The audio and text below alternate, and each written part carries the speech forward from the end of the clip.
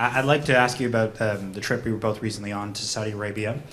The announcement from the Prime Minister included a MOU on defense cooperation, saying there'll be a defense attaché in the embassy in Riyadh. Can you outline what guardrails the Canadian government will have for selling arms to Saudi Arabia, a country that has had a very spotty human rights record? Yeah, so you're right, Mackenzie, that we formalized the arrival of a new defense attaché in our embassy in Riyadh. We've got new defense attachés around the world. We are expanding our relationships into the Middle East, into the Indo-Pacific, and elsewhere around the world. The question of balance between human rights, trade, and those relationships is achievable. The Prime Minister made it very clear that sitting in Ottawa and not engaging in relationships with other countries is not always a productive approach. So we're going to make sure that the export permit system at Global Affairs Canada is going to continue. It's going to continue to do what it does, which is evaluate transactions. It always has. Positive discussions were had by my colleague, Minister Anand, with her counterpart in Saudi Arabia on the human rights front. That understanding is being communicated. But one thing we know for sure is that you cannot communicate that understanding if you don't talk to each other, if you don't have dialogue, if you don't have relationship.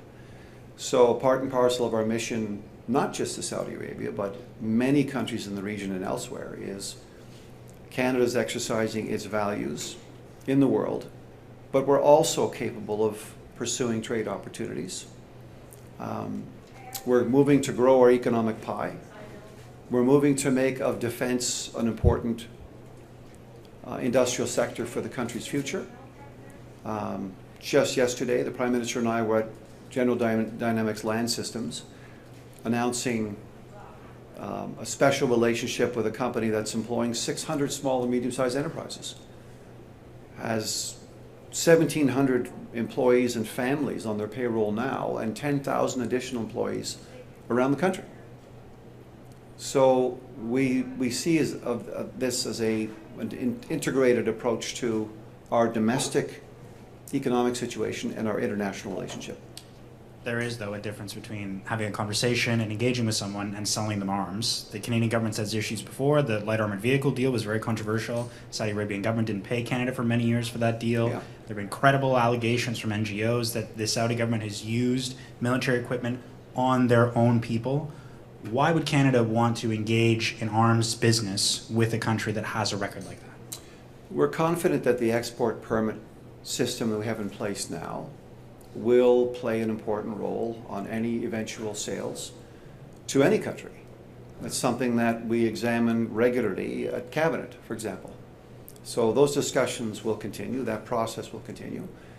And those conversations, those issues were raised with our counterparts. Not raising those issues, acting like two ships crossing in the dark, as the Prime Minister indicated, is not particularly productive.